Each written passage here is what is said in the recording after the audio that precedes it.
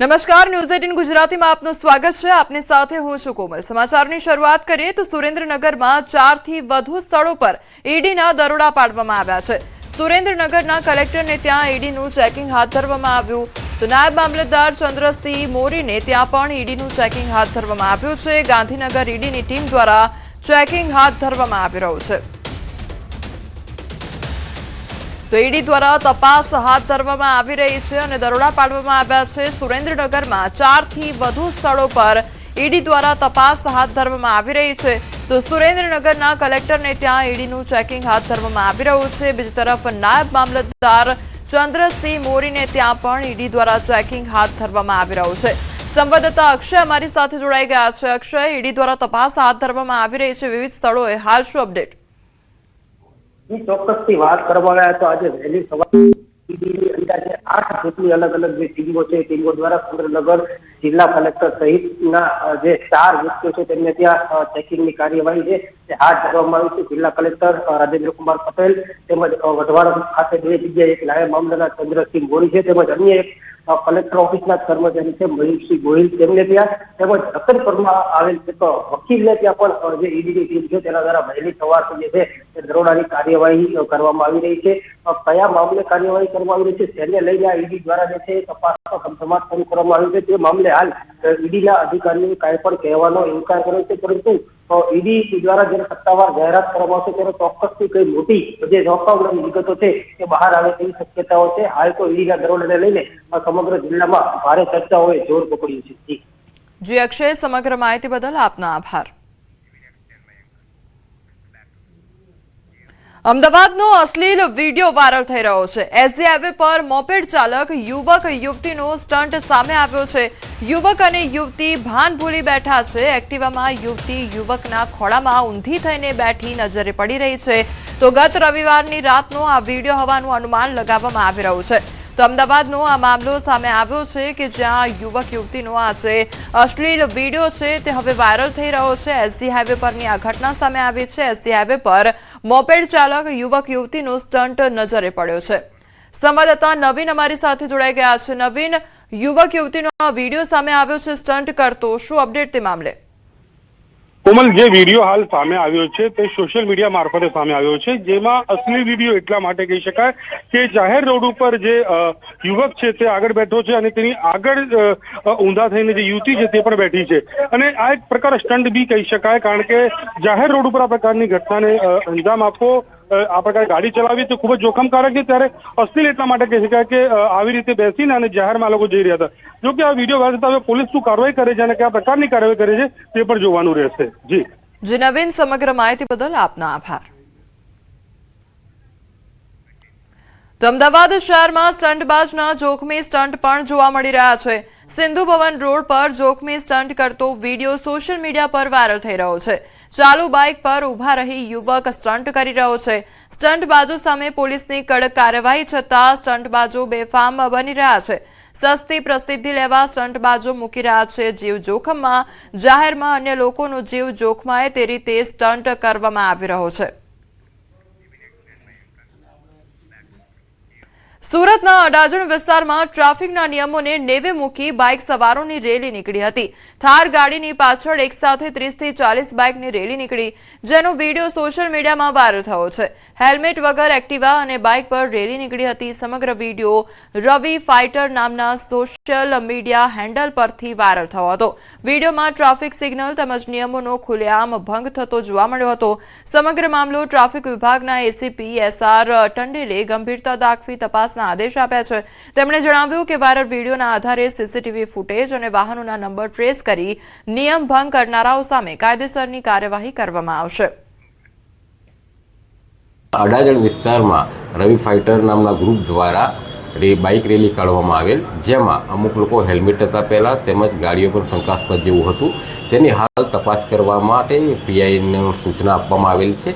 જો આમાં કંઈ પણ નિયમ ભંગ અથવા તો કાયદા વિરુદ્ધનું જણાવશે તો કાયદેસરની કાર્યવાહી કરવામાં આવશે. એ લોકોને આઈડેન્ટિફાઈડ કરી કોણ છે એની નંબર પ્લેટના આધારે અમે ચોક્કસપણે કાર્યવાહી કરશું. તો સુરતના દ્રશ્યો સામે આવ્યા છે કે જ્યાં ટ્રાફિકના નિયમોનો ઉલાળો કરવામાં આવ્યો હતો અને બાઇક રેલી કાઢવામાં આવી હતી. એક પણ વાહન ચાલક દ્વારા હેલ્મેટ પણ પહેરવામાં નહોતું આવ્યું. આ ત્રણેય તસવીરો કે જ્યાં નિયમોનો ઉલાળ્યો નજરે પડી રહ્યો છે.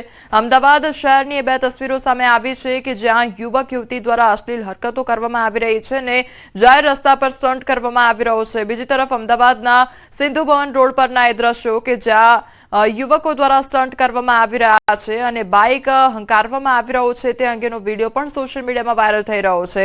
અને ત્રીજા સુરતના એ દ્રશ્યો કે જ્યાં નિયમોનો ભંગ કરવામાં આવી રહ્યો છે અને બાઇક રેલી કાઢવામાં આવી હતી અને એક પણ વાહન ચાલક દ્વારા હેલ્મેટ પણ નહોતું પહેરવામાં આવ્યું.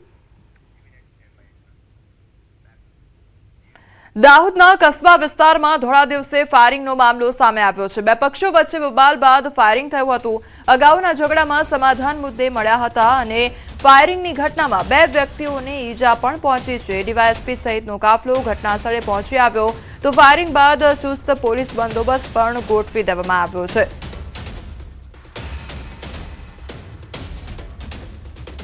વ્યક્તિ છે મેવાતી કરીને એમના ઉપર ફાયરિંગનો બનાવ બન્યો છે અને સામાન્ય ઇન્જરી આવી છે એવું પ્રથમ દિવસે જણાવ્યું છે, પણ એને મેડિકલ માટે લઈ ગયા છે. વિગતવારની એની કેટલી ઇન્જરી છે, શું થયું છે એની તપાસ હાલમાં ચાલુમાં છે. અને જે ફાયરિંગ કરનાર વ્યક્તિઓ છે એજાજ અને ઇરદિશના નામ પ્રથમ દ્રષ્ટિએ સામે આવી રહ્યા છે, તો એમના ઉપર પોલીસ કાર્યવાહી અત્યારે કરશે અને આગળની ફરિયાદ લેવાની કે આરોપીને પકડવાની કે એમને પૂરા મેળવવાની કામગીરી હાલમાં ચાલુમાં છે.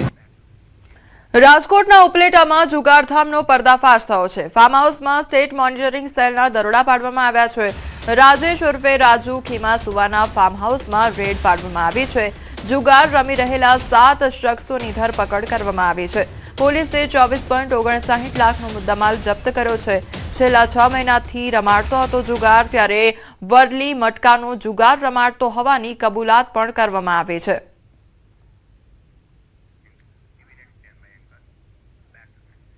જામનગર જિલ્લાના ધ્રોલમાં ઘોડી પાસાનો જુગાર રમતા 21 આરોપી ઝડપાયા છે. પોલીસે 29,44,000નો મુદ્દામાલ જપ્ત કર્યો છે. ધ્રોલના લતીપર ગામની સીમમાં ઘોડી પાસાનો જુગાર રમી રહ્યા હતા અને પોલીસે બાતમીના આધારે ગામની સીમમાં મઘરાવાડી વિસ્તારમાં જુગાર રમવા વ્યવસ્થા કરવામાં આવી હતી. તો કાંતિલાલ કોટડિયા સહિત 2 લોકો અંગત ફાયદા માટે રૂપિયા ઉઘરાવી જુગાર રમાડતા હતા. સ્થાનિક પોલીસે દરોડા પાડી 2.5 લાખથી વધુ રોકડ, 18 મોબાઈલ સહિત લાખોનો મુદ્દામાલ કબજે કર્યો. પોલીસે અન્ય ફરાર આરોપીની શોધખોળ હાથ ધરી. જુગાર રમાડતા હોવાની હકીકત આધારે પોલીસ દ્વારા રેડ કરવામાં આવેલ. રેડ દરમિયાન સ્થળ ઉપર કુલ 20 પુરુષ અને 1 સ્ત્રી એમ કહીને 21 વ્યક્તિઓ જે તમામ ધ્રાંગધ્રા, સુરેન્દ્રનગર તેમજ મોરબી અને રાજકોટના રહેવાસી છે, તેઓની સ્થળ ઉપરથી ધરપકડ કરવામાં આવેલ. સમાચારમાં આગળ વાત કરીશું 31 પહેલા દારૂની રેલમછેલ વિશે.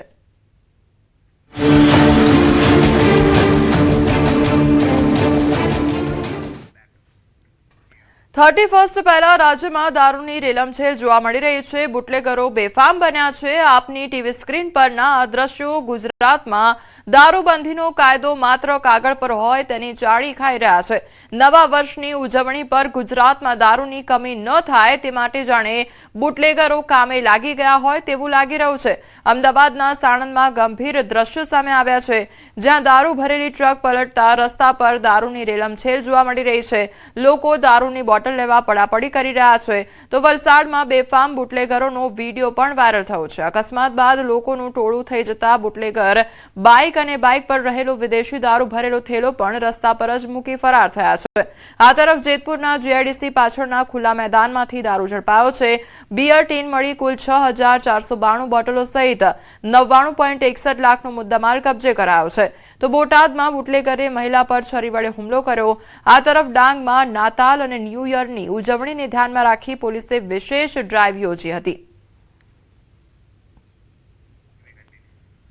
31 ડિસેમ્બરને લઈ બુટલેગરો બેફામ બન્યા છે. દારૂની હેરાફેરી માટે બેફામ ગતિએ ચાલે છે ટ્રક. અમદાવાદના સાણંદ નિઘરાડ રોડ પર ટ્રક પલટી ખાઈ ગઈ. તો દારૂ ભરેલી ટ્રક પલટી ખાધી અને ટ્રકમાં મોટા પ્રમાણમાં દારૂનો જથ્થો જપ્ત કરવામાં આવ્યો છે.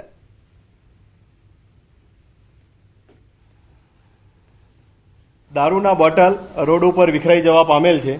તે અંતર્ગત સાણંદ પોલીસ સ્ટેશન દ્વારા સમગ્ર મુદ્દામાલ કબજે લેવામાં આવેલ છે અને પોલીસ સ્ટેશન ખાતે હાલ તેની ગણતરી ચાલુ છે. આ જે ગાડી પલટી માર્યા બાદ ડ્રાઈવર જે છે તે હાલ લાપતા છે.